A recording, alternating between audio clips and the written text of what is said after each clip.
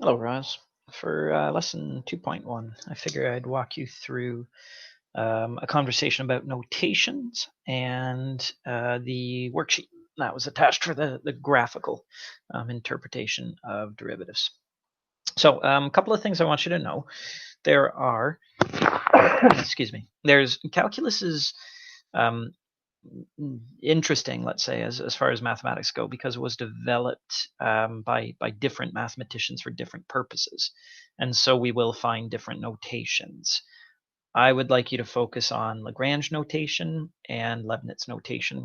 The textbook and the author of some of our worksheets will sometimes use this notation y prime, and I'm not crazy about it, and I really want to explain why. When we start looking at application questions, let's say we have a height function. Okay, we're going to watch a Ferris wheel go around. So I've got the height of a Ferris wheel, and I want to take its derivative. What does h prime mean to you? Are you going to be looking at are the units of h prime going to be in meters per second, or are they going to be in meters per radian? Are they going to be in meters per degree? Are they going to be in meters per meter? Are you looking at actually a change in height versus a change in horizontal position? Just using y prime or h prime does not mention what your independent variable is. So I consider it an ambiguous notation, and I want you to avoid it. It will cause problems if you use it. And I want to make this absolutely clear because the textbook does use it. You'll find it on other resources online if you do your own searches. But I consider it unacceptable. Let's just replace this with f prime. Now, this looks like it might have the same sort of issues, but f prime is actually just a label where often we use y as a quantity. So if I had h prime of t, that should be pretty clear. This is the rate of change of height with respect to time. If I had h prime of theta, that's clear that it's the rate of change of height with respect to some angle. I'm not sure if it's in radians or degrees. It's probably in radians because we'll talk about why it has to be. But okay. The notations that I'd like you to be familiar with then is if you have, let's say, given y equals f of x, then small changes in y with respect to small changes in x, infinitesimally small changes in y with respect to infinitesimally small changes in x, can be written as f prime of x. They are synonymous with each other. You have Leibniz notation and Lagrange notation. No need to use y prime. Okay, sketching derivatives might come a little bit easier to students that have practice visualizing this as a distance versus time graph and sketching a velocity versus time graph. But it's not hard to pick up if you don't have any experience with motion. When your rates of change are positive, your derivative function should be positive. When your rates of change are negative, your derivative function should be negative. I usually like focusing on when my rate of change of my original function is neutral. And I'll sort of try to read down there and say that's when my derivative function should be neutral. Now we need to be careful here because we're plotting these values on a dependent axis, but I'm not so sure we should call it the y-axis anymore. This function has a height of 0 right here, and I'm plotting a point at a height of 0 down here, but that's coincidental, let's say, or non-consequential.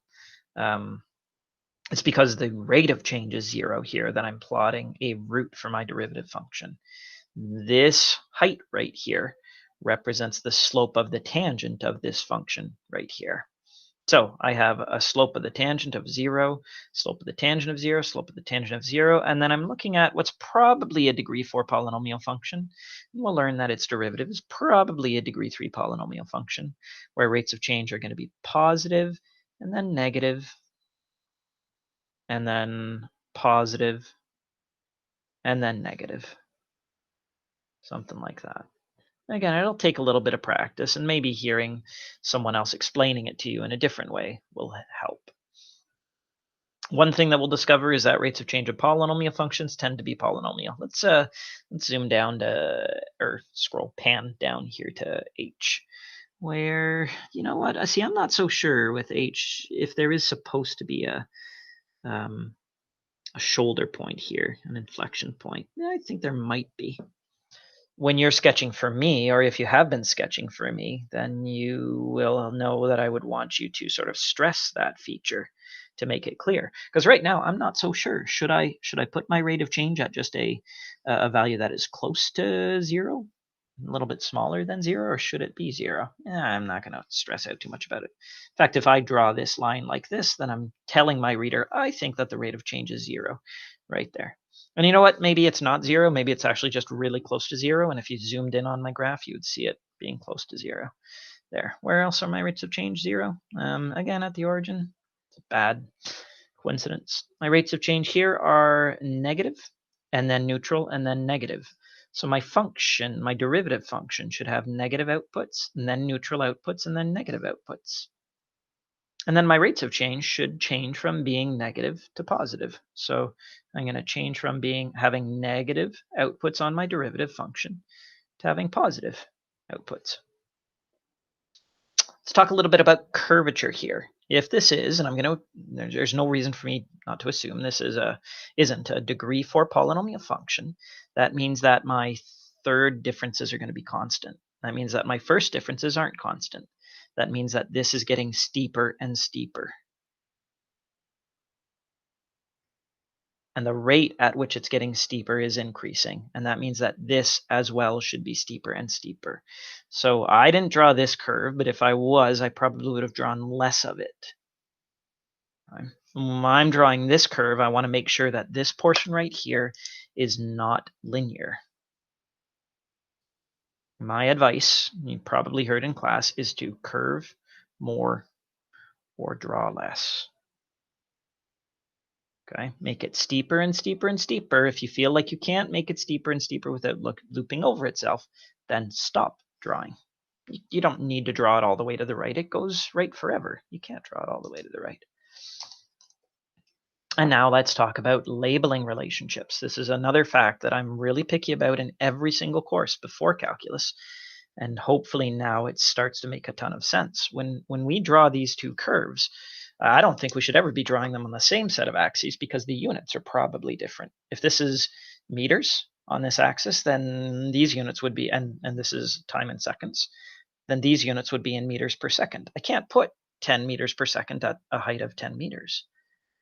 So when you're drawing the curve, it's very important for you to your reader to communicate that these are not height values. These are not outputs from the original function. These are outputs from the derivative function. You will be expected to always label your relations. And then let's label them appropriately. H of x represents outputs. Those are heights. This function should not be called heights. This function is a combination of inputs and outputs that we call h. H of x represents a y value. Labeling this y would be saying that it's only outputs, and it's not only outputs. Okay, this right here is h prime. H prime of x represents every single possible output on the h prime machine. Its name is h prime. Its outputs are h prime of x. Okay, I hope that you had a picky teacher somewhere in your math career that expected, let's say, accuracy from you. And then the issue about, well, like, am I going to lose a mark if I don't do it right? What I've found is that if students don't lose marks when they do things wrong, they keep doing things wrong. It seems that a lot of students only care about the marks. So yeah, it's not half a mark if you don't label it. It's all the way wrong. So you'll lose a mark if you don't label it because it's not right. Let's go. All right, here we have an exponential function. Now here I just want to make sure we don't come to the wrong conclusion. Let's say this function has a height of 1 right there. Notice it's not labeled at all. And assuming this is a square scale, let's say that its rate of change is 1 right there. I just want to cover the fact that the derivative function is going to look very similar to the original function, but it does not need to be the exact same thing. Okay? Sometimes students assume that just because it's the same type of curve, it's going to be the exact same curve. So if I say my rate of change is 1 there, and I put that at a height of 1 on my rate of change function, maybe that rate of change right there looks like 1/3. My rates of change let's do some old advanced functions here. I would say as x decreases without bound, it looks like my y values approach 0 from values that are greater than 0. But what I'm really interested in here is that the slopes of the tangents are also approaching 0. Look, the slope of that tangent line is about 1. The slope of that line looks like 1/2, 1/3, 1/4, 1/8, 1/10. Looks like they're also approaching 0. And that's why I'll find that my derivative function also has a horizontal asymptote of y equals 0. In the right direction, as x increases without bound, it looks like, you know what, maybe we should write out this as g of x. So that it's clear that we're talking about function outputs. I'll say g of x grows without bound, but I'm also interested in the fact that my slopes of my tangents, also known as g prime of x values, also growing without bound. Your finite differences for an exponential function are never constant, and that means that this curve is getting steeper, and the rate at which it's getting steeper is getting steeper, and it's like a particle that's its position is increasing, its velocity is increasing, its acceleration is increasing, the rate at which its acceleration is increasing is also increasing, and all of those changes are exponential, which is why your rate of change curve is also going to be exponential, but not necessarily the same curve. Maybe we should just illustrate, let's illustrate another example of this with a decay curve. Let's say we have a base exponential function like y equals 1/2 to the exponent x. Here comes a sketch of L prime. Let's see, my rate of change here is negative. That looks like about, I don't know, -4. Rate of change there looks like about -2. Rate of change there looks like about -1. Rate of change there looks like about -1/2. -1/4, -1/8. So there's my sketch of what L prime is. L is a decay function. We now have another way of saying that. We could say that the function decreases over its entire domain, which means that the slopes of the tangents are always going to be negative. Any average rate of change and any instantaneous rate of change is going to be negative. So notice how my derivative function has a range that only includes negative outputs, and in fact includes all negative outputs. Okay, it is not necessarily a vertical reflection, but that should clarify that. Sure, exponential functions have exponential derivatives, but it's not necessarily the same curve. We'll find a very special base function whose derivative is identical to the original function. And then pretty sure somewhere in our curriculum it says that we should be working on smooth curves algebraically, but graphically it doesn't mention that we shouldn't be able to deal with cusps.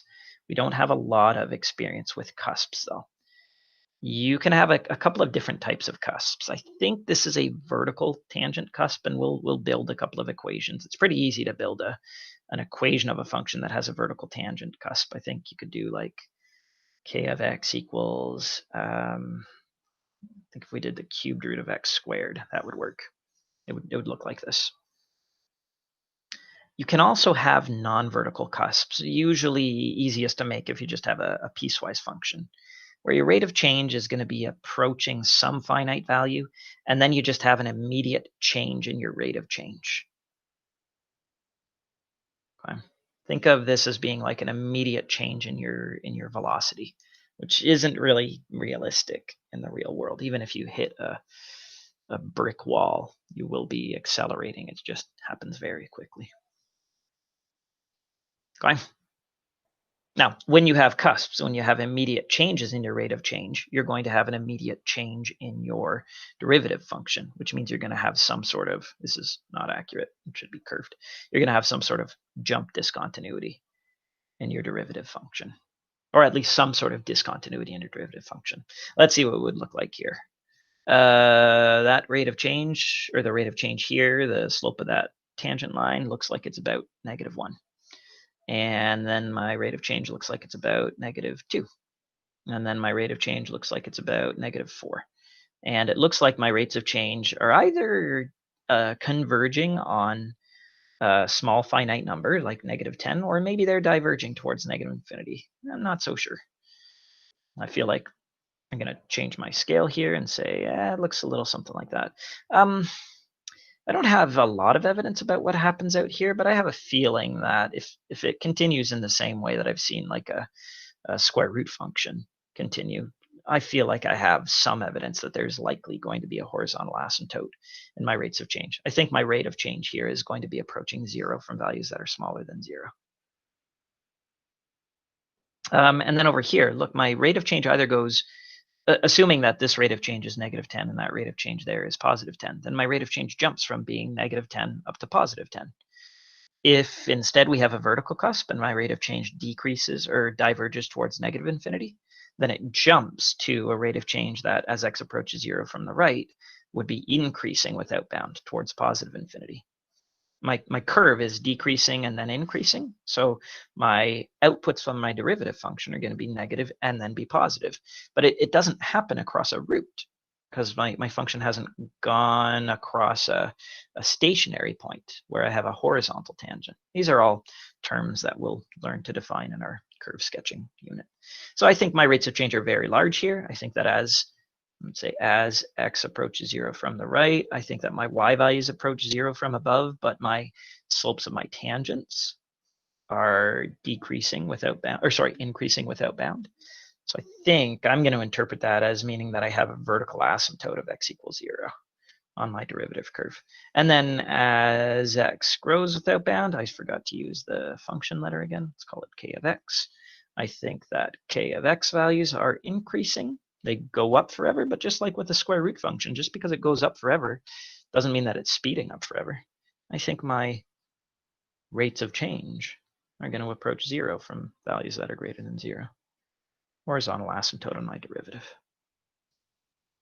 There's the curve k prime. Here's the curve k.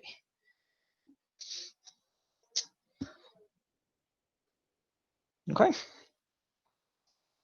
Takes a bit of practice, but there are some skills or some strategies you can use about like spotting where your rate of change is 0 and thinking about what it means for the function to be decreasing and increasing. And review those notations, please.